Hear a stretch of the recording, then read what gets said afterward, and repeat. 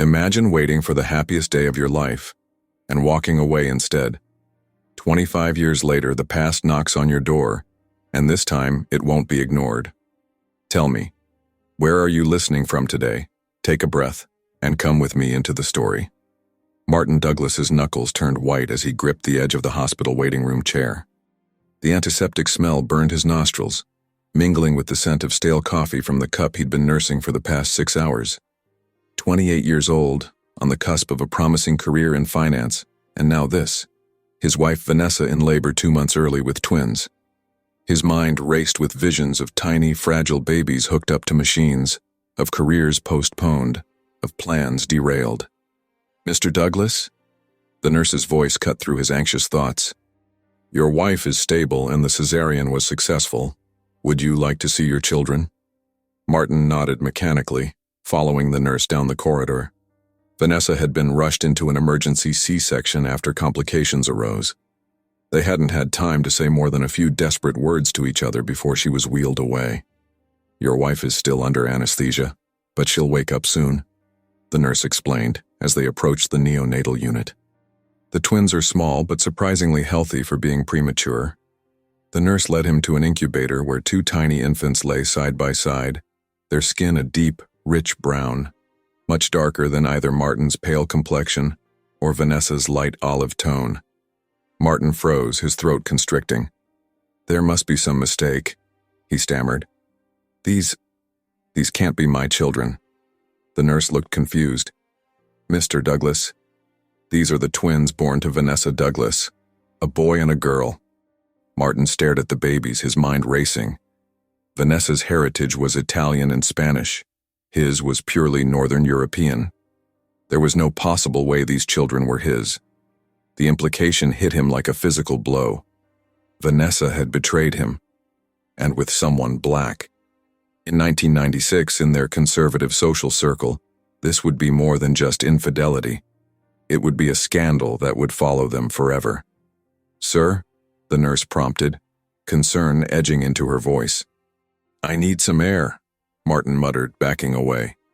He turned and walked quickly down the hallway, past the nurse's station, past other expectant fathers, out to the parking lot where his BMW waited. He slid behind the wheel, his hands shaking so badly he could barely get the key into the ignition. What would people say? His parents? His colleagues? Martin had always prided himself on controlling his life with precision. This was chaos. This was humiliation. He couldn't face it. Martin drove away from the hospital, away from Vanessa, away from the twins who couldn't possibly be his. He would file for divorce immediately. Let her explain to everyone why her husband had left. Let her face the gossip and the stares. He would start over somewhere else. 25 years later, Martin Douglas stood at the window of his corner office, surveying the Boston skyline. Douglas Financial Services had grown from a small investment firm into a respected regional player, and Martin had everything he'd ever wanted: success, respect, influence. Well, almost everything. He turned back to his desk where his CFO, Dennis, waited with a grim expression. "The Dawson Group is withdrawing their support," Dennis said. "Without their backing, we won't survive this quarter." Martin sank into his chair. The economic downturn had hit them hard, and several bad investments had left them vulnerable. The Dawson Group, a mysterious but powerful investment firm, had been their last hope for a bailout. "Did they say why?" Martin asked. "Only that they've decided to invest elsewhere. But there's something else. I received word that the Morgan twins want to meet with you." Martin frowned. The Morgan twins? The venture capitalists from New York? Yes. And from what I hear, they have liquidity and are looking to expand into Boston. Martin had heard of the Morgans, a brother and sister who had emerged seemingly from nowhere 5 years ago to become 2 of the most successful young investors on the East Coast. They were known for their shrewd business sense and their preference for remaining out of the public eye. "Set up the meeting," Martin said. "Immediately." 2 days later, Martin sat in his conference room reviewing notes before the Morgan twins arrived. At 63, he was still handsome, his hair now silver rather than blonde, his face lined but distinguished. He had remarried 10 years after leaving Vanessa, to a woman from his own social circle. They had no children. After 2 miscarriages, Teresa had been unable to conceive, and Martin had thrown himself even more deeply into his work. He had never looked for Vanessa or the twins, had never spoken of them to anyone. As far as his current life was concerned, they didn't exist. He had created a story about a brief first marriage that had ended amicably, and if anyone knew differently, they never mentioned it to his face. The intercom buzzed. "Mr. Douglas, the Morgan twins are here." "Send them in," Martin said, standing and straightening his tie. The door opened, and Martin's prepared greeting died in his throat. The young man and woman who entered were striking. Tall, with rich brown skin, high cheekbones, and penetrating eyes. The woman wore her hair in elegant twists, while the man had a short, neat fade. Both were dressed in impeccable business attire. But what froze Martin's blood was their eyes, a distinctive hazel, exactly like his own. "Mr. Douglas," the woman said, her voice cool and professional. "I'm Betsy Morgan, and this is my brother Jeff. Thank you for meeting with us on such short notice." Martin struggled to compose himself, extending a hand that he hoped wasn't visibly trembling. "The pleasure is mine. Your reputation precedes you." As they shook hands, Martin noticed a small birthmark on Jeff's wrist, identical to one Martin himself had been born with. "We've been following your company for some time," Jeff said, his gaze unwavering. "We believe there's potential for a mutually beneficial arrangement." Martin gestured to the chairs. "Please sit. I'm eager to hear what you have in mind." As they took their seats, Martin's mind raced. Could it be a coincidence, after 25 years? But those eyes, that birthmark, were these Vanessa's children? His children? And if they were, did they know who he was? Why were they here? Betsy opened her sleek portfolio. "Our proposal is straightforward, Mr. Douglas. We want to acquire a controlling interest in Douglas Financial." "I see," Martin replied, struggling to focus on business while questions screamed in his mind. "And may I ask why you've targeted my company specifically?" The twins exchanged a glance, and Jeff smiled, a smile that didn't reach his eyes. "Let's just say we have a personal interest in your operation, Mr. Douglas. Or would you prefer we call you Dad?" The conference room fell into a silence so profound that Martin could hear the faint hum of the air conditioning. His mouth went dry, and for a moment he considered denying everything. But the evidence was right before him, his own eyes staring back at him from 2 faces that were unmistakably connected to his by blood, if not by presence. "How did you find me?" he finally managed, his voice barely above a whisper. Betsy's lips curved into a smile that held no warmth. "That's your first question? Not, 'How are you?' or 'What happened to your mother?'" Martin flinched. I don't know what to say." "That's a first," Jeff remarked, leaning back in his chair. "From what we've read about you, you're never at a loss for words. Martin Douglas, financial whiz, Chamber of Commerce member, philanthropist, when it suits your public image." Martin's shock gave way to a flicker of anger. "You've been investigating me." "For years," Betsy confirmed, her voice level. "We wanted to understand the man who could walk away from his newborn children without a backward glance. Who could leave his wife alone in a hospital bed, confused and frightened. The accusation hung in the air, and Martin found himself unable to meet their gaze. The carefully constructed narrative of his life was crumbling around him, exposing the lie at its foundation. "Your proposal," he said, attempting to redirect. "Is it real, or just an excuse to confront me?" "It's very real," Jeff replied, sliding a folder across the table. "We have the capital to save Douglas Financial. The question is whether you're prepared for our terms." Martin opened the folder, scanning the documents inside. The proposal was legitimate and generous, considering his company's precarious position. Too generous. "What's the catch?" "We want answers," Betsy said, her composure slipping slightly to reveal a glimpse of the hurt beneath. "And we want you to earn our investment." Martin closed the folder. "I assume you have questions." "We do," Jeff confirmed. "Starting with the most obvious. Why did you leave?" The question pierced Martin like a physical blow. He had spent 25 years burying the memory of that day, constructing justifications, and avoiding introspection. Now, faced with the consequences of his actions, the truth seemed both inadequate and damning. "I was young," he began, then stopped, recognizing the weakness of the excuse. "I was shocked, and I jumped to the wrong conclusion. I thought your mother had been unfaithful." "Because we were black," Betsy stated flatly. Martin nodded, shame coloring his face. "I didn't understand how genetics work. I didn't know about recessive traits, or that your mother had African ancestry in her family tree. I just saw two babies who didn't look like me and panicked." "And later?" Jeff pressed. "When you had time to think it through, to do some research, to simply talk to Mom?" Martin had no answer that wouldn't compound his guilt. "I convinced myself it was better for everyone if I stayed away.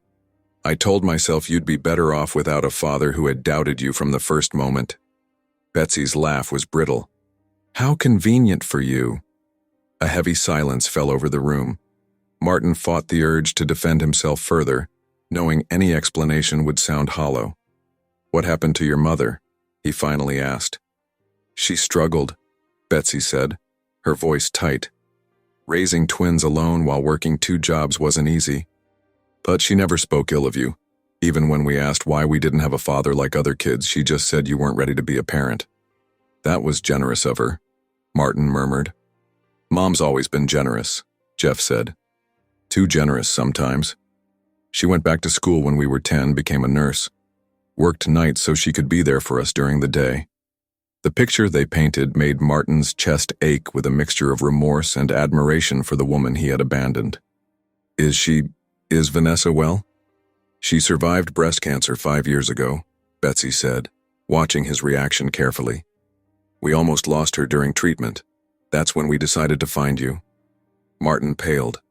"I had no idea." "Of course you didn't," Jeff replied. "You chose not to know." Martin didn't argue the point. "How did you become so successful?" "The Morgan twins are renowned in investment circles."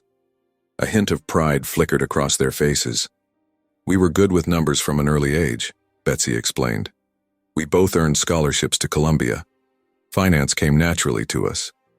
"Like father, like children," Martin remarked, then immediately regretted it when he saw their expressions harden. "We made it without your help or your connections," Jeff stated firmly. "Our success is our own." "Of course," Martin backtracked. "I didn't mean to imply otherwise." Betsy checked her watch. "We have another appointment. We'll leave the proposal with you to review. Our terms are non-negotiable, but I think you'll find them fair considering the alternative is bankruptcy."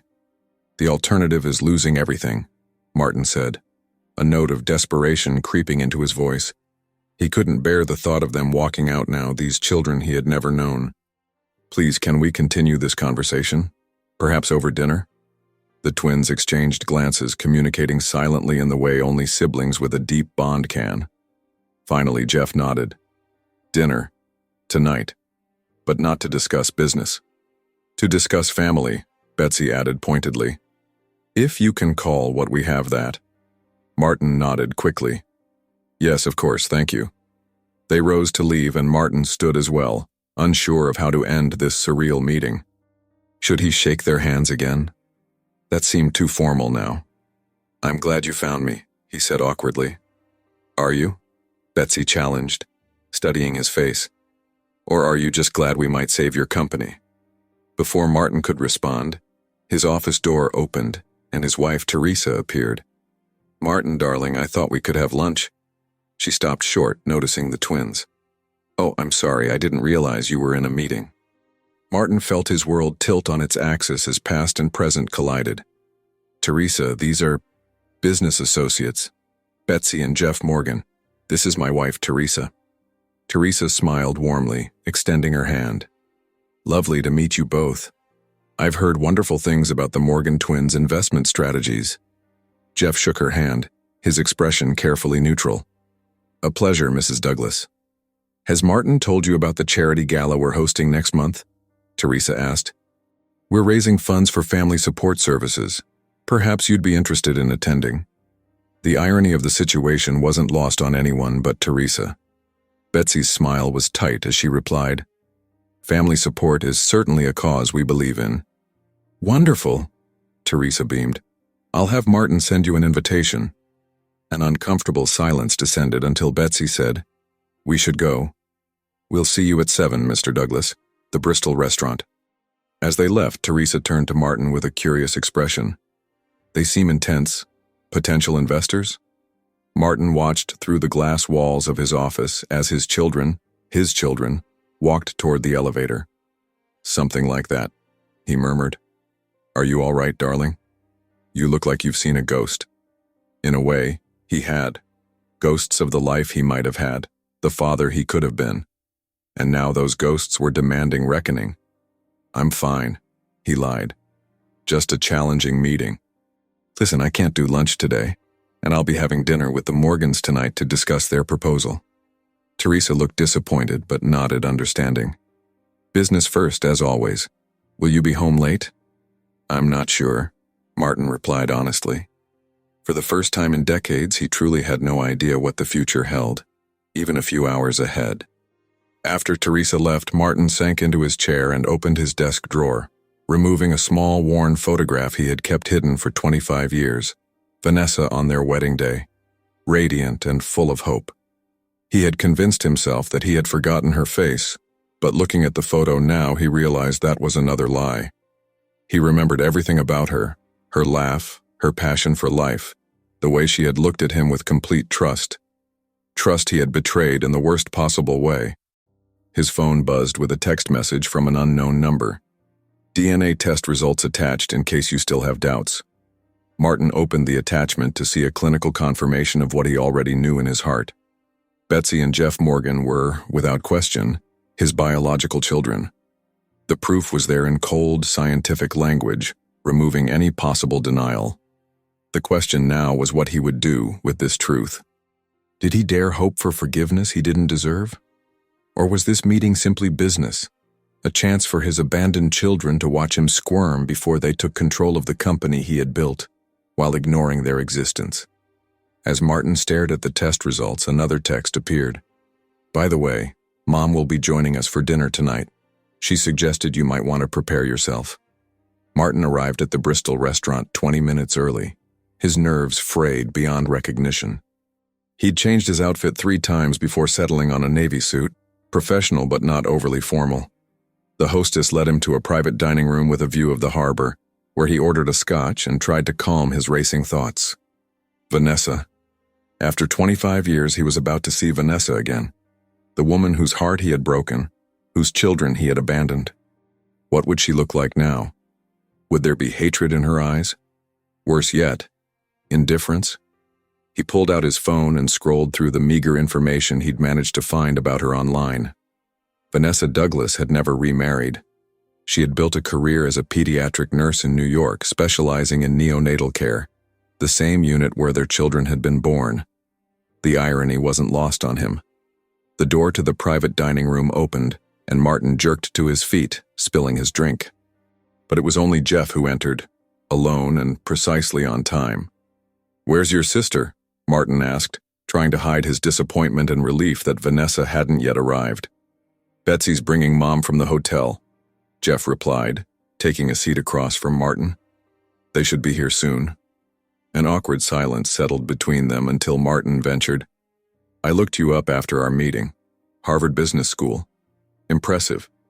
Jeff's expression remained neutral. "We worked hard." "I can see that." Martin hesitated, then added, "Your company, Morgan Ventures, that name. It's not your mother's surname." "No," Jeff confirmed. "It's our middle name, both of us, Vanessa Morgan Douglas." The revelation hit Martin like a physical blow. "She gave you my last name?" "And her maiden name as our middle name," Jeff said. "She never legally changed her name after you left either. She said regardless of what happened between you two, the name Douglas was part of who we were." Martin felt a lump forming in his throat. "I don't understand why she would do that." "Neither did we for a long time," Jeff admitted. "She never tried to poison us against you, even when we asked questions.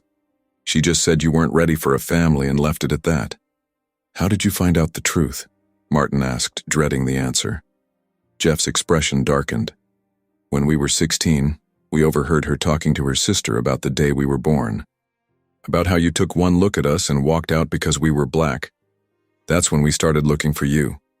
Martin winced. "You've been searching for 9 years? We found you within a month," Jeff replied flatly.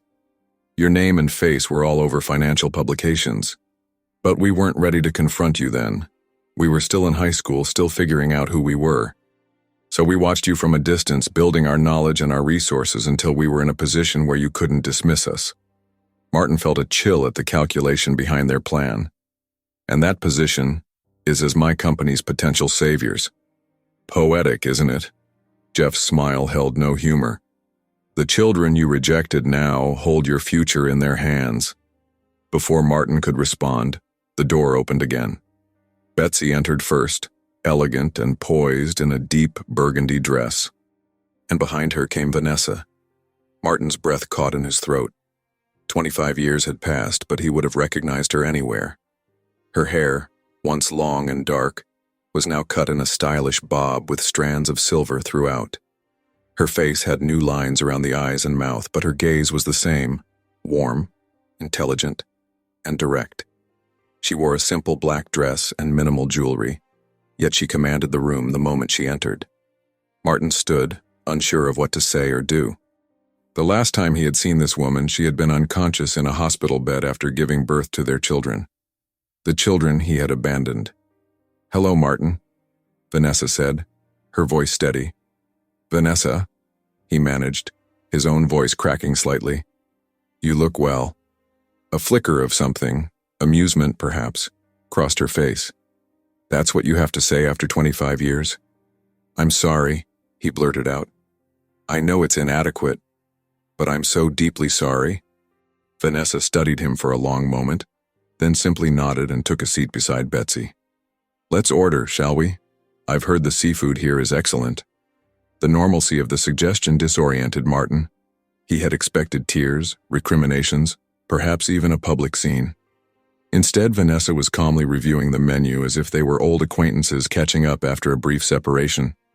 A waiter arrived, took their drink orders, and left. The tension at the table was palpable. "Our children tell me your company is in trouble," Vanessa finally said, looking up from her menu. "Yes," Martin admitted. "The economic downturn hit us hard. And now you need their help." It wasn't a question. "I do," he acknowledged, "though I never imagined our paths would cross again like this." Vanessa set down her menu. "Did you imagine our paths crossing again at all, Martin?" The directness of the question caught him off guard. I don't know. I tried not to think about it." "That seems to be your specialty," she observed, "not thinking about difficult things." The waiter returned with their drinks and took their dinner orders. Once he had gone, Betsy leaned forward. "We've been honest with you about our motives. Now we want honesty from you. What do you want to know?" Martin asked, bracing himself. "Did you ever try to find out if we were yours?" Jeff asked. "Did you ever think about getting a paternity test?" Martin looked down at his drink. "No. By the time I had calmed down enough to think rationally, weeks had passed. I told myself it was too late, that you were better off without me." "And what about now?" Vanessa asked quietly. "Now that you've seen them, seen the resemblance, those eyes that are exactly like yours, do you accept that they are your children?" "Yes," Martin said without hesitation. "Even without the DNA test they sent, I knew the moment they walked into my office. I didn't want to believe it 25 years ago."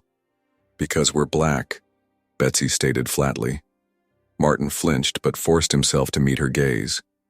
"Yes, I was young and shallow and prejudiced. I saw your skin color and immediately jumped to the worst conclusion." "And you never thought to ask about my family history?" Vanessa asked. "My grandmother was black, Martin. I told you about her when we were dating. She passed away before we met." Martin stared at her in shock. "You did?" "Yes, when I showed you old family photos. You commented on how beautiful she was. I explained that my grandfather had met her in Spain during his travels. She was from Morocco originally." The memory surfaced suddenly, a faded photograph of a striking woman with dark skin and a brilliant smile. Vanessa pointing to it and saying, "That's my grandmother Esperanza." How had he forgotten that? "I don't remember," he admitted, shame washing over him. "Or maybe I didn't make the connection. It doesn't excuse what I did." "No, it doesn't," Vanessa agreed. "But we're not here to punish you, Martin. We're here because our children deserve answers, and because your company needs their help." "Our children," Martin repeated softly, the words feeling foreign on his tongue. "Biologically, yes," Vanessa said. "But you forfeited the right to call them yours when you walked away." The food arrived, momentarily pausing the conversation. As they began to eat, Martin noticed the easy familiarity between Vanessa and the twins, the inside jokes, the shared glances, the way Jeff automatically passed the salt to his mother before she asked for it. They were a family, bonded by years of experiences he had missed. "Tell me about them," he said suddenly. "About when they were growing up." Vanessa looked surprised by the request, but after a moment, her expression softened. They were always inseparable. Even as babies, they would cry if placed in separate cribs. "Mom," Betsy protested, embarrassed. "It's true," Vanessa continued with a small smile. "And they were brilliant from the start. Reading by age 4, doing complex math by 7. Betsy was always the more outspoken one, while Jeff was quieter but equally determined." "They get that from you," Martin said. "The determination." "Perhaps," Vanessa acknowledged. "But they have your analytical mind, your ability to see patterns others miss." As she spoke, sharing stories of science fairs and piano recitals, first dates and college applications, Martin felt an acute sense of loss for all he had missed. Not just milestones, but everyday moments. Breakfasts together, homework help, teaching them to drive. "Why did you never try to get child support?" he asked during a lull in the conversation. "You could have taken me to court." Vanessa's expression turned serious. "I considered it. My sister certainly encouraged it. But I decided that if you didn't want to be part of their lives, I wouldn't force you. And I didn't want money that came with resentment attached." "I would have paid," Martin said quietly. "I know. But my children would have known that their father was being compelled by law to support them. I couldn't bear that for them." Vanessa's voice was steady, but Martin could see the years of struggle behind her words. "We managed. It wasn't always easy, but we managed." Martin looked at the twins, these accomplished, confident adults who had been raised by the woman he had abandoned. "You did an amazing job with them." "Yes," Vanessa said simply. "I did." The dinner continued, the conversation gradually becoming less strained as they steered toward safer topics. Martin learned that Betsy was engaged to be married the following spring, that Jeff had a passion for sailing, that Vanessa had recently started painting again, a hobby she had loved when they were young. As the waiter cleared their dessert plates, Martin found himself not wanting the evening to end. "Would you consider meeting again? Perhaps I could show you the company tomorrow, since you're potentially investing." The twins looked to Vanessa, who hesitated before responding.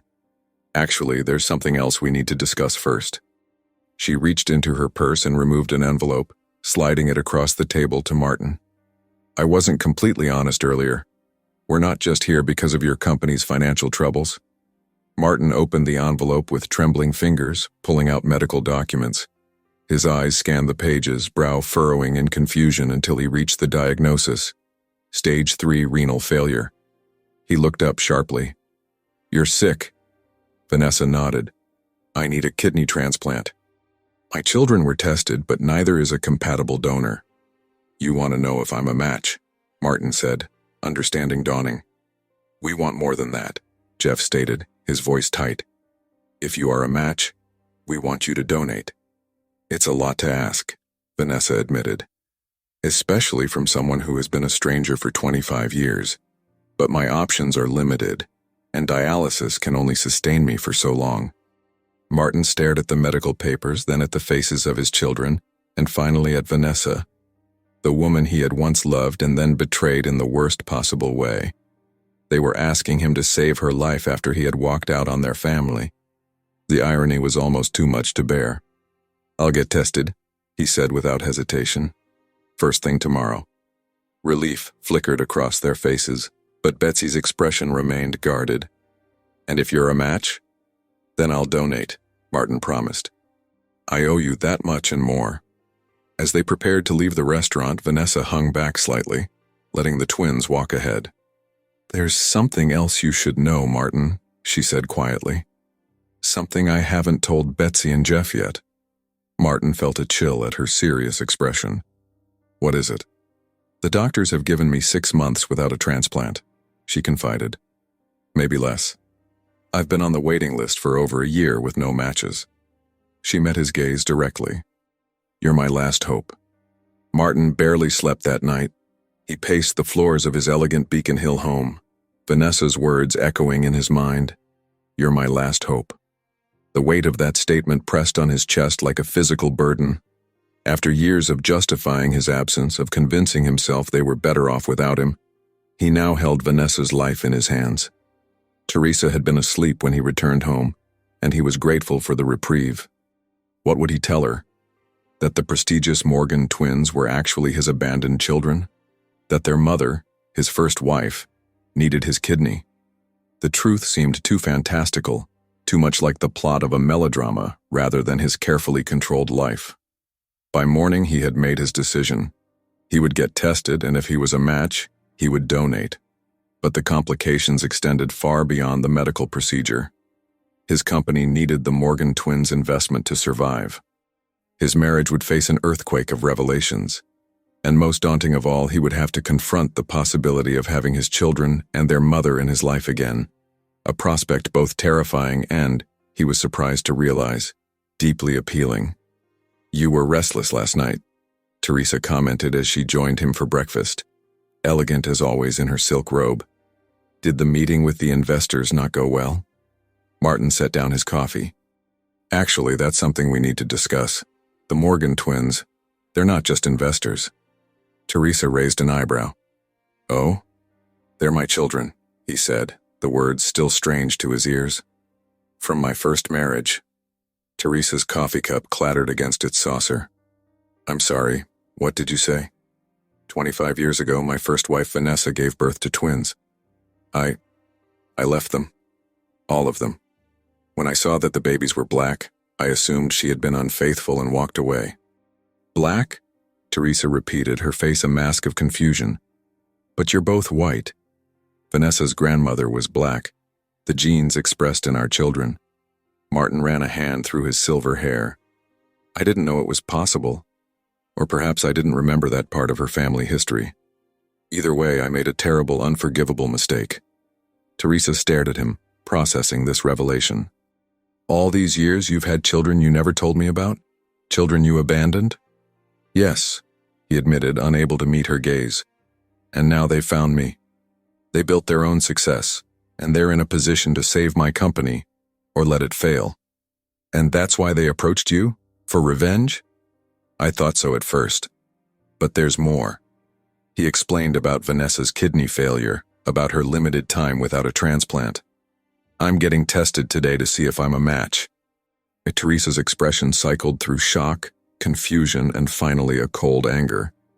You're planning to donate a kidney to the woman you abandoned? Just like that?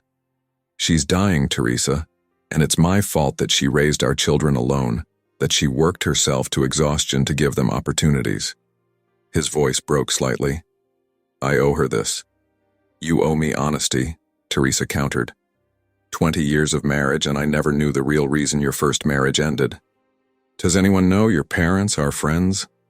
No one, Martin confessed. I buried it so deep I almost convinced myself it never happened. Teresa stood, her breakfast untouched. I need time to think about this, to process what it means for us. She paused at the door. Are you going to tell people the truth now? About your children? The question caught him off guard. He hadn't thought that far ahead.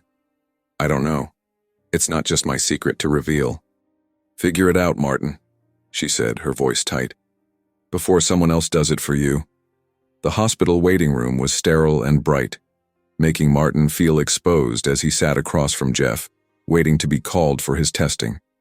Vanessa and Betsy were meeting with her doctors, reviewing treatment options. "Your wife knows?" Jeff asked after a long silence. Martin nodded. "I told her this morning. She's processing." "Like you processed by running away for 25 years? The bitterness in Jeff's voice was palpable.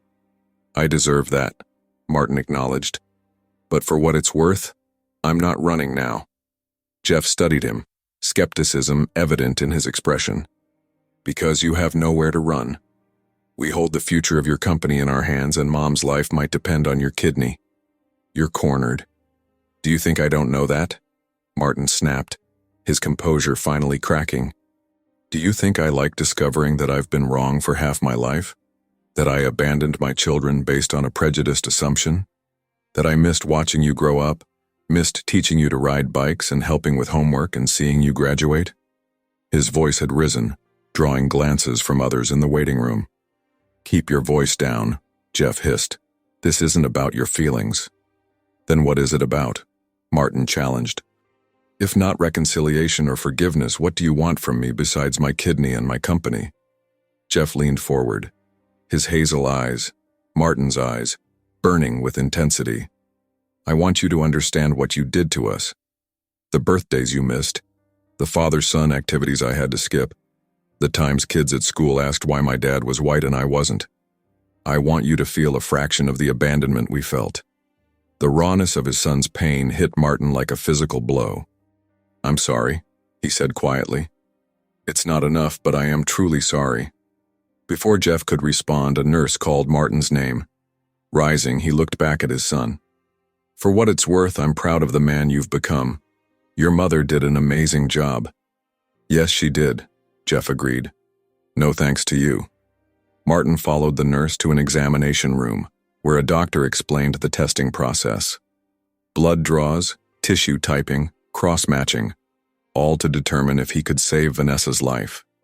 As the needle slid into his arm, drawing blood that might match hers, Martin felt a strange sense of rightness. This physical sacrifice was the least he could do for the woman who had shouldered the burden he had abandoned. When he returned to the waiting room, Jeff was gone, replaced by Betsy. She looked up from her phone, her expression guarded. Jeff needed some air. "I upset him," Martin said, taking a seat. "You've upset all of us," Betsy countered, "for our entire lives." Martin nodded, accepting the truth of her words. "The doctor said we'll have the preliminary results tomorrow. More detailed compatibility tests will take longer." "And if you're a match?" Betsy asked, watching him carefully. "You'll really go through with this?" "Yes," he said without hesitation. "I'll do whatever it takes." A flicker of surprise crossed her face. "Even with everything that's happened?" "Especially because of everything that's happened." Martin hesitated, then asked the question that had been burning in his mind. "If I do this, if I donate and help save your mother, is there any chance that you and Jeff that we might have a relationship?" Betsy finished for him. The question hung in the air between them. "I don't know. Jeff is more angry than I am. He feels your absence differently." "And you?" Martin asked softly. Betsy considered the question, her face thoughtful. "I've spent most of my life wondering about you, making up stories about why you left, imagining what it would be like if you came back. The reality is complicated." "I understand," Martin said, though his heart ached at her words. "Do you?" Betsy challenged. "Because here's what I understand. You're getting tested because you feel guilty and because you need our investment, not because you suddenly feel paternal." "That's not fair," Martin protested. "Yes, I feel guilty. I should. And yes, I need your help financially. But seeing you and your brother, learning about your lives, I want to know you. Both of you." 25 years too late, Betsy pointed out. "Yes," he acknowledged. "Too late to be the father you deserved growing up. But not too late to be someone in your life now, if you'll allow it." Before Betsy could respond, Vanessa appeared at the door to the waiting room. She looked pale and tired, the strain of her illness evident in the shadows beneath her eyes. Both Martin and Betsy rose immediately. "The doctors want to start dialysis next week," Vanessa explained, her voice steady despite the gravity of her situation. "My kidney function is declining faster than they expected." Betsy moved to her mother's side, supporting her as she took a seat. "Did they say anything else?" "Just that we need to hope for a donor match soon." Vanessa looked at Martin. "Thank you for doing this. Whatever happens next, thank you for that." The simple gratitude in her voice made Martin's throat tight. "Of course, I only wish I'd known sooner." Vanessa's smile was sad. "Would it have made a difference, Martin? Would you have come back if you'd known I was ill?" The question pierced him because he didn't know the answer. Would he have overcome his shame and guilt if he'd learned Vanessa needed him? Or would he have sent money anonymously, continuing to avoid the consequences of his actions? "I hope I would have," he said finally. "I hope I would have been brave enough." "Well, you're here now," Vanessa said, patting his hand gently. "That counts for something." The gesture, so forgiving and generous, made Martin's eyes sting. How could she be so gracious after what he had done? "I need to get back to the office," he said, suddenly desperate for space to collect himself. "Will you let me know if you hear anything from the doctors before tomorrow?" "Of course," Vanessa promised. "Betsy, could you give us a moment alone?" Their daughter hesitated, then nodded, stepping away but keeping a watchful eye on them from across the room. "She's protective," Vanessa explained with a fond smile. "They both are." "With good reason," Martin acknowledged. Vanessa's expression grew serious. "I want you to know that regardless of whether you're a match or not, whether you donate or not, I've forgiven you, Martin." He stared at her in disbelief. "How can you say that?" "Because holding on to anger was too heavy a burden to carry while raising 2 children, she said simply. "And because despite everything, you gave me the greatest gifts of my life." She nodded toward Betsy. "I wouldn't trade a moment with them, even the hardest times." Martin felt tears threatening and blinked rapidly. "I don't deserve your forgiveness." "No, you don't," Vanessa agreed. "But forgiveness isn't about what's deserved. It's about choosing to let go of pain. I made that choice years ago." Her words left him speechless. This woman, whom he had wronged so profoundly, had found the strength to forgive him when he couldn't even forgive himself. As he left the hospital, his phone buzzed with a message from Dennis, his CFO. "The board is asking questions about the Morgan deal. They're hearing rumors about your connection to the twins. Need to talk ASAP." Martin stared at the message, feeling his carefully constructed life beginning to unravel. How had the board found out? Who had told them? And what would happen when the truth, his truth, became public knowledge? Another text appeared, this one from Teresa. "I've moved to the guest room. When you get home, we need to discuss what happens next, including whether there will be a we going forward." Martin closed his eyes, the weight of decades of deception crushing down on him. Everything was falling apart. His marriage, his company, the facade of respectability he had hidden behind for so long. His phone rang, an unknown number. Answering, he heard a voice he didn't recognize. "Mr. Douglas? This is Dr. Patel from Boston General. I understand you're being tested as a potential kidney donor for Vanessa Douglas." "Yes," Martin confirmed, his heart racing. "Do you have results already?" "Preliminary ones, yes. I'm calling because there's a complication. Your blood work shows abnormalities that concern us. We need you to come back to the hospital immediately for further testing." "Abnormalities?" Martin repeated, a cold fear washing over him. "What kind of abnormalities?" The doctor's voice was carefully professional. "It would be better to discuss this in person, Mr. Douglas. How soon can you return to the hospital?" Martin checked his watch. "I can be there in 20 minutes. Is it serious?" There was a pause on the line. "Yes, Mr. Douglas. I believe it is. And it may affect more than just your ability to donate." The hospital corridor seemed endless as Martin followed Dr. Patel to a consultation room. His mind raced with possibilities, each more frightening than the last. Was he seriously ill? Would he be unable to save Vanessa? After finally stepping up to take responsibility, would fate deny him even this chance at redemption? Dr. Patel, a middle-aged woman with kind eyes and a serious demeanor, gestured for Martin to take a seat. "Mr. Douglas, your initial blood work shows abnormalities consistent with early-stage chronic kidney disease. The irony hit Martin like a physical blow. Kidney disease? You're saying I have the same condition as Vanessa? Not exactly the same, Dr. Patel clarified. Your kidney function is at about 70%, which means you're in the early stages. But it does mean you cannot be a donor. Martin slumped back in his chair. Are you certain? Unfortunately, yes. Donating a kidney requires optimal kidney function. With your condition, removing one kidney would put too much strain on the remaining one. She paused, studying his reaction. I understand this is disappointing, given your relationship to the potential recipient. You have no idea, Martin muttered. What caused this? And why wasn't it caught before? Kidney disease is often silent until it's fairly advanced. As for the cause, it could be genetic or related to high blood pressure, which I notice you have according to your records. We'll need to run more tests to determine the exact cause and the best treatment approach. Martin barely heard the doctor's explanation about follow-up appointments and dietary restrictions. His mind was fixed on one devastating fact. He couldn't save Vanessa. After 25 years of absence, when he finally had a chance to do something meaningful, his body had betrayed him. Is there anything else I should know? He asked dully. Dr. Patel hesitated. There is one other aspect we should discuss. Chronic kidney disease can have a genetic component. Since you and Ms. Douglas both developed similar conditions, there's a possibility your children might be at higher risk. Martin's head snapped up. Betsy and Jeff? They could develop this too? It's only a possibility, Dr. Patel emphasized. But they should be monitored regularly, especially since both parents have kidney issues. Would you like me to discuss this with them directly? No, Martin said quickly. I should be the one to tell them. The burden of delivering more bad news weighed heavily on him.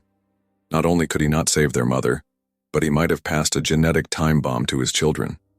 As he left the consultation room, Martin saw Vanessa and the twins in the waiting area. They must have been alerted about his test results. Their hopeful expressions as they looked up at him made his chest ache. Martin? Vanessa stood, her face pale but composed. What did the doctor say? He took a deep breath. I can't donate. I have kidney disease too. Early stages, but enough to disqualify me as a donor. Their faces fell in unison. Betsy turned away, blinking rapidly. Jeff's jaw tightened, his disappointment evident though he said nothing. I'm so sorry, Martin continued. I needed to do this for you. Vanessa touched his arm gently. It's not your fault, Martin. Her kindness only made him feel worse. There's more. The doctor thinks it might be genetic. Betsy, Jeff, you should both be tested to make sure you're not at risk. The twins exchanged alarmed glances. Could this affect Mom's chances of finding another donor? Betsy asked. I don't know, Martin admitted. But I'm not giving up. There must be other options. There's the transplant list, Vanessa said quietly, and continued dialysis while we wait. How long can you wait? Martin asked, dreading the answer. Not long enough, Jeff muttered, voicing what they all feared. A heavy silence fell over the group. Martin had never felt more useless, more of a failure. He had abandoned them once through choice, and now he was failing them again through circumstance. I need to get back to work, he said finally, unable to bear their disappointment any longer. But I'll start researching other options. There must be something we can do. As he turned to leave, Vanessa caught his hand. Martin, wait. There's something you should know. She glanced at the twins, who nodded in silent agreement. We've already discussed this possibility. If you weren't a match, or couldn't donate for some reason, we decided we would still proceed with the investment in your company. Martin stared at her in disbelief. Why would you do that? You were using it as leverage. No, Vanessa corrected gently. The children were considering that approach, but I insisted otherwise. Your company employs hundreds of people. Their livelihoods shouldn't depend on your personal mistakes or your medical status. The selflessness of her decision humbled him. Even now, facing her own mortality, Vanessa was thinking of others, of strangers whose jobs would be at risk if his company failed. "Thank you," he said, his voice thick with emotion. "But I don't want charity. If Betsy and Jeff invest, it should be because it makes business sense." "It does," Jeff spoke up. "Your company has a solid foundation and good potential. The issues are temporary, related to market conditions rather than structural problems. It's a sound investment, especially with some strategic adjustments we've identified. Besides," Betsy added with a hint of her usual confidence, "we never make business decisions based on emotions. That's lesson 1 in Finance 101. Despite everything, Martin felt a flicker of pride at their professionalism. "Then I accept. And thank you. But my priority is still finding a solution for Vanessa." "Our priority," Jeff corrected, surprising Martin with this small but significant inclusion. The next 48 hours passed in a blur of activity. Martin divided his time between the hospital, where Betsy and Jeff underwent testing for kidney disease, both receiving clean bills of health to everyone's relief, and his office, where he worked with the twins to finalize their investment deal. The board members, initially shocked by the revelation of Martin's connection to the Morgan twins, quickly moved past their personal judgments when they saw the quality of the investment proposal. Business, after all, was business, and the Morgans' financial injection would not only save the company, but position it for significant growth. Teresa, however, remained distant. She had moved from the guest room to her sister's house, requesting time to consider their future. Martin couldn't blame her. He had built their marriage on a foundation of lies, presenting himself as someone he wasn't. Her anger and sense of betrayal were entirely justified. On Friday afternoon, as Martin was preparing to leave the office for the hospital, Vanessa was starting dialysis. Dennis knocked on his door. "There's someone here to see you," his CFO said, looking uncomfortable. "A Dr. Smith from Johns Hopkins. He says it's about Vanessa Douglas." Martin frowned. "I don't know any Dr. Smith. Did he say what this is regarding?" "Only that it's urgent and personal." Curious and slightly wary, Martin agreed to the meeting. A few minutes later, a distinguished-looking man in his 60s entered his office. "Mr. Douglas, thank you for seeing me on such short notice. I'm Dr. Richard Smith, head of the transplant center at Johns Hopkins." He handed Martin a business card that confirmed his identity. "I understand you're in a difficult situation regarding Vanessa Douglas's need for a kidney transplant." Martin tensed. "How do you know about that?" "Medical information is supposed to be private." Dr. Smith smiled slightly. "I know because Vanessa was my student 20 years ago. She reached out to me when she was first diagnosed, seeking advice. We've stayed in touch, and her case has been of particular interest to me due to some unusual aspects of her kidney failure." "I'm still not clear on why you're here," Martin said, guarded but hopeful that this unexpected visitor might offer some solution. "I've been developing a new protocol for transplants between non-ideal matches," Dr. Smith explained. "It involves an immunosuppression regimen that can allow successful transplants in cases where traditional methods would predict rejection." Martin leaned forward. "Are you saying you might be able to help Vanessa?" "Possibly. When she told me about reconnecting with you and your medical situation, I reviewed both your files. Your kidney disease is in very early stages, Mr. Douglas. Under normal circumstances, you wouldn't be eligible to donate, but my protocol might make it possible, if you're willing to participate in what would be considered an experimental procedure." Hope and fear warred in Martin's chest. "Is it dangerous?" "All surgeries carry risks," Dr. Smith acknowledged. "And in your case, the long-term implications for your remaining kidney function would need to be carefully monitored. But our preliminary results with similar cases have been promising." "What are the chances of success?" Martin asked. "For the transplant itself, about 70%. For your long-term kidney function, we'd be looking at managing your condition aggressively to prevent further deterioration." Martin didn't hesitate. "Where do I sign up?" Dr. Smith raised a cautionary hand. "This isn't a decision to make impulsively, Mr. Douglas. The procedure is still experimental. There are significant risks to consider, and it would require relocating to Baltimore for at least 3 months for the procedure and initial recovery period." "I understand," Martin said firmly, "but if there's any chance I can save Vanessa's life, I want to take it." My company is stable now with the new investment. I can work remotely during recovery. Dr. Smith studied him thoughtfully. Vanessa told me about your history, about how you left when the twins were born and only reconnected recently. May I ask why you're so determined to help her now? The question caught Martin off guard. I owe her, he began, then stopped, recognizing the inadequacy of that explanation. No, it's more than that. I abandoned her and our children based on a prejudiced assumption. I missed 25 years of their lives. I can't undo that damage, but I can try to do the right thing now. Even at risk to your own health? Dr. Smith pressed. Especially then, Martin said quietly. Vanessa raised our children alone while I built a comfortable life based on a lie.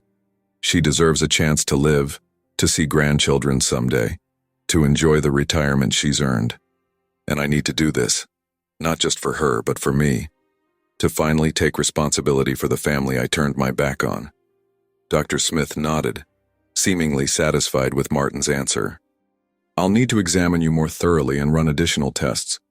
And of course, Vanessa would need to agree to the protocol. She will, Martin said with certainty. She's the strongest person I've ever known. As Dr. Smith left, promising to be in touch with next steps, Martin felt a weight lift from his shoulders. For the first time since the twins had walked into his office, he had a clear path forward, a chance at redemption, even if it came with physical risks. His phone rang. It was Teresa. Taking a deep breath, he answered. Hello, Teresa. I've made a decision, she said without preamble. I'm filing for divorce. Though he had anticipated this outcome, the finality of her words still stung. I understand. I betrayed your trust. It's not just the lies, Martin, Teresa said, her voice calm but firm. It's that I finally see you clearly. The man who could abandon his children, who could build a life on deception, that's not someone I want to be married to. And the way you've thrown yourself into helping them now, it only highlights how little passion you've shown for our life together. She was right, Martin realized. Their marriage had been comfortable but passionless, built more on shared social status than deep connection. I'm sorry, he said, meaning it. You deserve better. Yes, I do, Teresa agreed. My lawyer will contact yours next week. I expect a fair settlement, but I won't be vindictive. What's happening with Vanessa, her illness, puts things in perspective. After they hung up, Martin sat motionless, absorbing this latest development. His marriage was over. His career was in transition, with the twins now having a controlling interest in his company. His health was compromised, and he was considering an experimental procedure that carried significant risks. And yet, he felt more at peace than he had in years. The truth, painful as it was, had finally been exposed. No more hiding, no more pretending to be someone he wasn't. His office door opened again and Betsy appeared. Mom's ready for her first dialysis session. She asked if you would come. Martin stood immediately. Of course. How is she? Nervous, Betsy admitted, though she's trying not to show it. As they walked to the elevator, Betsy gave him a sidelong glance. I heard a doctor from Johns Hopkins was here. Is there news? Martin hesitated, not wanting to raise false hopes. Possibly. There's an experimental protocol that might allow me to donate despite my condition. It's not a sure thing, but it's a chance. Betsy stopped walking, turning to face him fully. You'd do that, even knowing the risks to your own health? Yes, Martin said simply. I would. Something shifted in Betsy's expression. A softening. A reassessment. When we found you, when we planned to approach you about investing, I told Jeff not to expect anything more than business from you. That people don't change, not really. And now? Martin asked. Betsy's smile was small but genuine, the first real smile she had directed at him. Now I'm starting to think I might have been wrong. Together, they continued toward the hospital, where Vanessa and Jeff were waiting. As they turned the corner toward the dialysis unit, Martin saw his son standing outside the treatment room, his expression uncharacteristically vulnerable. She collapsed, Jeff said as they approached, his voice tense. Just as they were connecting the dialysis machine. They're stabilizing her now, but the doctor says her kidney function has declined dramatically in the past 24 hours. They don't think dialysis will be enough. Martin felt his newfound hope begin to crumble. What are they saying? Jeff's eyes, so like his own, filled with tears he was clearly fighting to control. They're saying we're running out of time. That without a transplant within the next few weeks, she won't survive. Martin pulled out his phone and dialed Dr. Smith's number. Then we don't have a moment to lose. The private jet touched down in Baltimore 3 days later. Martin had arranged everything with desperate efficiency. Emergency medical transport for Vanessa, accommodations near Johns Hopkins Hospital, and indefinite leave from his company. Jeff and Betsy had insisted on coming, rearranging their own busy schedules to be present for their mother during this critical time. Dr. Smith met them at the hospital, his team already prepared to begin the intensive evaluation and preparation protocol. We'll need to move quickly, he told them as Vanessa was settled into a private room. Her kidney function is deteriorating faster than anticipated. How soon can we do the surgery? Martin asked, watching as nurses connected Vanessa to monitoring equipment. If all goes well with the preliminary treatments, within a week, Dr. Smith replied. But Mr. Douglas, I need to be clear.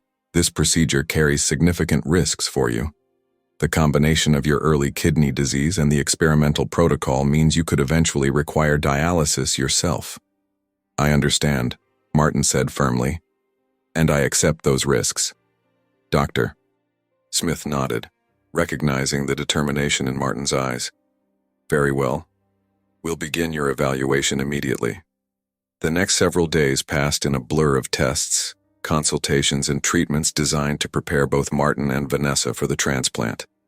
Specialized medications were administered to suppress Vanessa's immune system in a carefully calibrated protocol, while Martin underwent a comprehensive health assessment to ensure he could withstand the surgery. Throughout this process, the four of them found themselves sharing meals in Vanessa's hospital room, spending more time together than they had in their entire lives.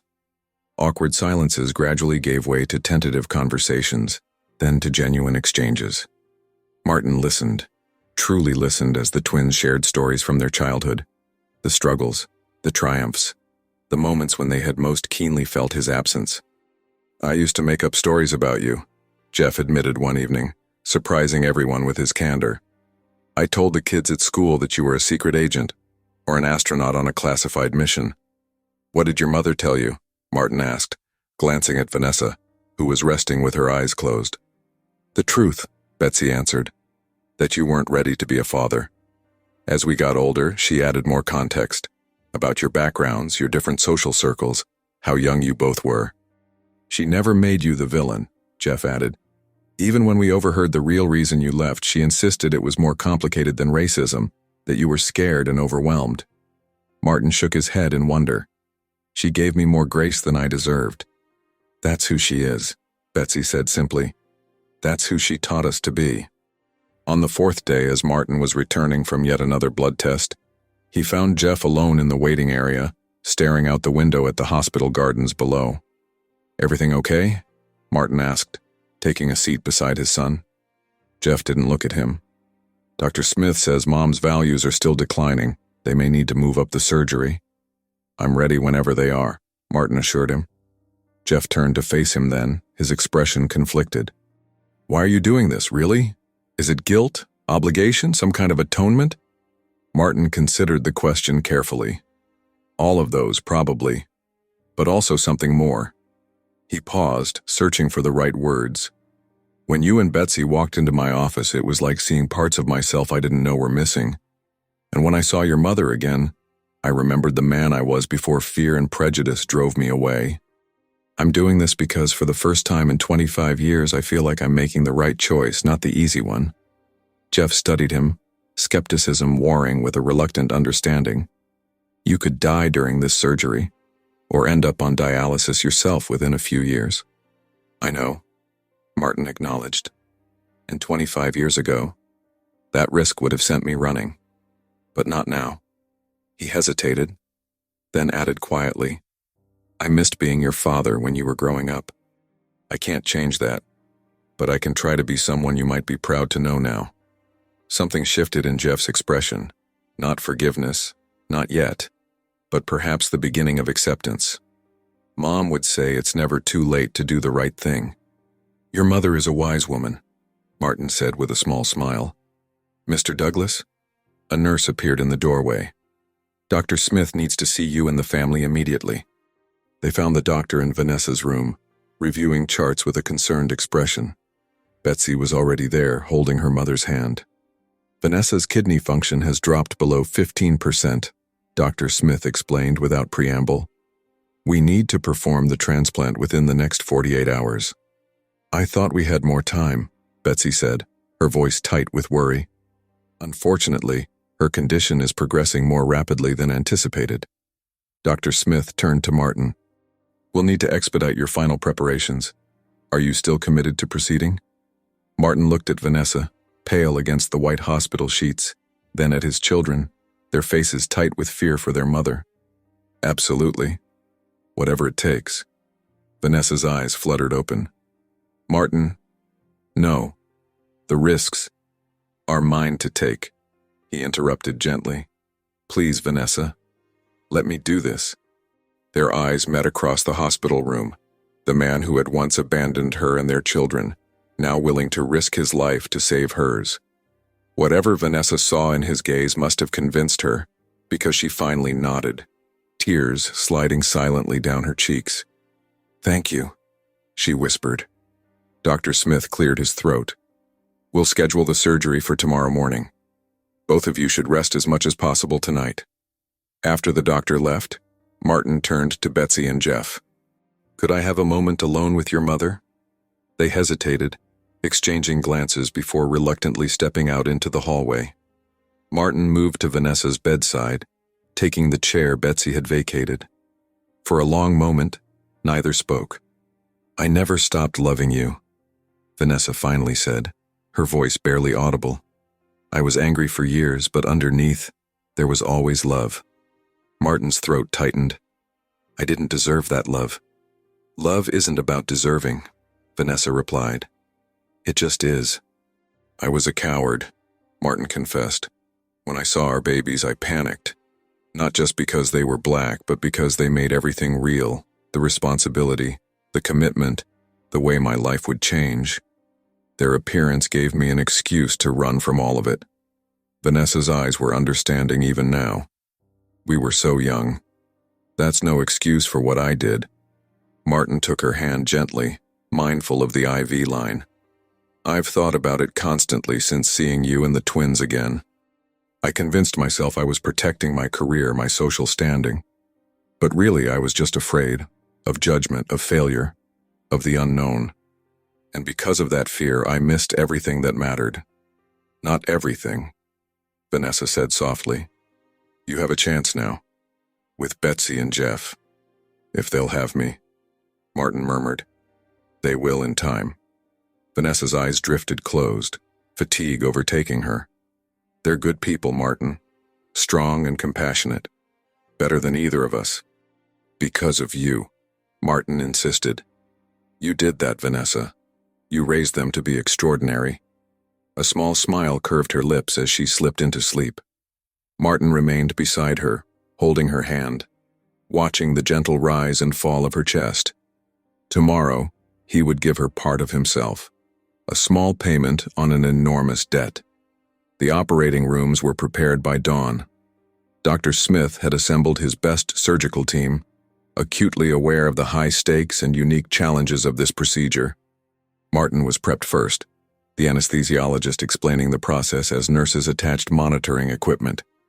"We'll take good care of you," the nurse assured him as she inserted the IV. "Take care of her," Martin requested. "I'll be fine." As the medication began to take effect, Martin saw Betsy and Jeff enter briefly, their expressions a mixture of gratitude and concern. "We'll be here when you wake up," Betsy promised, squeezing his hand.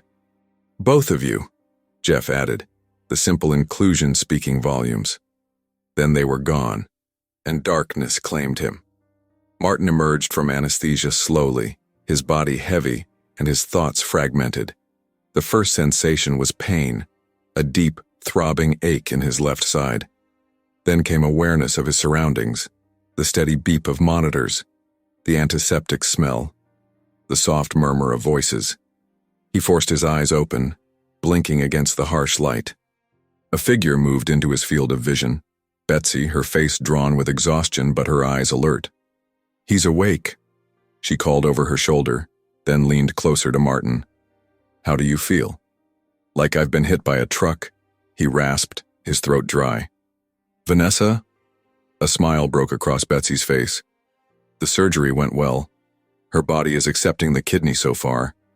Dr. Smith says the first 24 hours are critical, but he's cautiously optimistic." Relief flooded through Martin, dulling the physical pain. "Thank God." Jeff appeared on his other side, offering a cup of water with a straw. "Dr. Smith said you did well too, though you'll need to be careful with your remaining kidney." Martin sipped the water gratefully. Small price to pay. A nurse entered to check his vitals, explaining that he would need to remain in the hospital for at least a week, possibly longer. "You need to take it very easy, Mr. Douglas. This was a major surgery, and with your condition, recovery will be more complicated." After she left, Martin turned back to the twins. "You two should get some rest. You look exhausted." "We've been taking shifts," Betsy explained. "One with you, one with Mom. We didn't want either of you to wake up alone," Jeff added. The simple kindness of that decision touched Martin deeply. Despite everything, his children had chosen compassion over resentment. "Thank you," he said, the words inadequate for what he felt.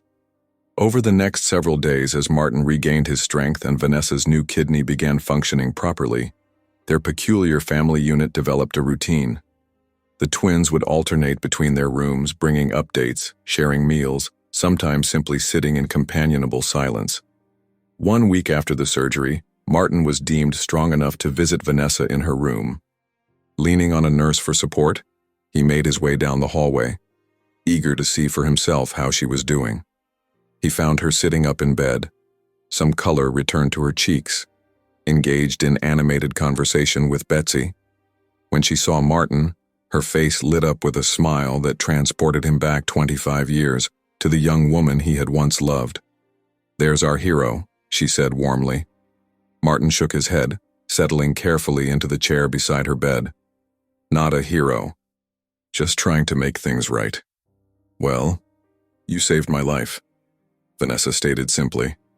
"So whether you accept the title or not, that's what you are to me." Dr. Smith joined them, carrying charts for both patients. "I have excellent news. Vanessa, your new kidney is functioning remarkably well. The specialized immunosuppression protocol is working exactly as we hoped." "And Martin?" Jeff asked. "His remaining kidney is compensating as expected. With proper care and monitoring, he should maintain adequate function for many years." The doctor smiled at them all. "I'd call this a resounding success. We'll want to keep you both here for another week, and then you'll need to stay in Baltimore for follow-up care for at least a month." After Dr. Smith left, the four of them sat together, absorbing the good news. "What happens after the month is up?" Betsy finally asked, voicing the question they had all been avoiding. "Mom, will you go back to New York, Martin to Boston?" The future stretched before them, undefined and full of possibilities. Martin looked at Vanessa, then at his children. "I don't know," he admitted. "I haven't thought beyond making sure Vanessa recovered." "I've been thinking about retiring," Vanessa revealed. "After this experience, life is too short to spend it all working." "You could consult," Jeff suggested. "Many hospitals would value your experience." "Or teach," Betsy added. "You've always said you enjoyed mentoring younger nurses." Vanessa smiled at their suggestions. "Perhaps. And what about you, Martin? Will you return to your company?" Martin considered the question. "I don't know that either. The twins have controlling interest now. They might prefer new leadership." "Actually," Betsy interjected, "we've been discussing that. The company would benefit from your continued involvement, at least during the transition phase." "Though we'd want to implement some changes," Jeff clarified. "More diversity in leadership, expanded family leave policies, community investment programs." Martin chuckled despite his discomfort. "In other words, making it a company you could be proud to own. Exactly, Betsy confirmed, a hint of her business acumen showing through. Your experience combined with our fresh perspective could be powerful. I'd be honored to work with you both, Martin said sincerely. In whatever capacity you think best. The conversation shifted to practical matters, Vanessa's follow-up care, living arrangements during their extended stay in Baltimore, coordination with their respective workplaces. As they discussed these details, Martin marveled at how natural it felt, this collaborative problem-solving as a family unit. Later that evening, after the twins had gone to find dinner, Martin sat alone with Vanessa. I've been thinking, he said hesitantly. When we're both recovered and back on our feet, would you consider letting me take you all to dinner once a week? To keep getting to know each other, to be in the twins' lives if they'll have me? Vanessa studied him thoughtfully. You're not proposing we try again romantically, are you? No, Martin said quickly. That ship sailed 25 years ago. I'm just asking for the chance to be a father, however belatedly, and perhaps, eventually, a friend to you. Vanessa's smile was gentle. I think that could be arranged. The twins would never admit it, but they're curious about you, about the parts of themselves they got from you. I see so much of you in them, Martin observed, their compassion, their resilience. But occasionally I catch glimpses of myself, the way Jeff analyzes a problem, the way Betsy negotiates. They're the best of both of us, Vanessa agreed, without the worst of either. 6 weeks later, Martin stood on the tarmac beside the private jet that would take them back east. Dr. Smith had finally cleared both him and Vanessa for travel, though with strict instructions for continued care and regular checkups. Boston-bound, Martin would resume limited duties at his company while continuing his recovery. Vanessa and the twins would return to New York, with Vanessa settling into a newly renovated apartment that Betsy and Jeff had prepared during her hospitalization. So we'll see you next Friday, Betsy confirmed as they prepared to board. For dinner? I wouldn't miss it, Martin promised. And I've been researching those community investment programs Jeff mentioned. I have some ideas to discuss. Jeff nodded approvingly, looking forward to it. As they boarded the jet, Martin reflected on the extraordinary journey of the past several months. From the shocking day when his abandoned children had walked into his office, to this moment of tentative new beginnings. He had lost much. His marriage, his health security, the comfortable illusion he had built around his life. But he had gained something far more valuable, a chance at redemption, at becoming the man he should have been 25 years ago. The path forward would not be easy. Trust, once broken, took time to rebuild. His relationship with the twins remained fragile, their forgiveness not fully granted but gradually emerging. His health would require vigilant monitoring, a constant reminder of both his sacrifice and his earlier failings. Yet as the jet lifted into the clear autumn sky, Martin felt a sense of peace he had never known in all his years of financial success and social standing. The father who had run when he saw his black twins had finally found the courage to stay, to face the consequences of his actions, to choose love and responsibility over fear and self-preservation. It was, he realized, the most important investment he would ever make. And for the first time in 25 years, Martin Douglas was exactly where he belonged, on his way to meet his family.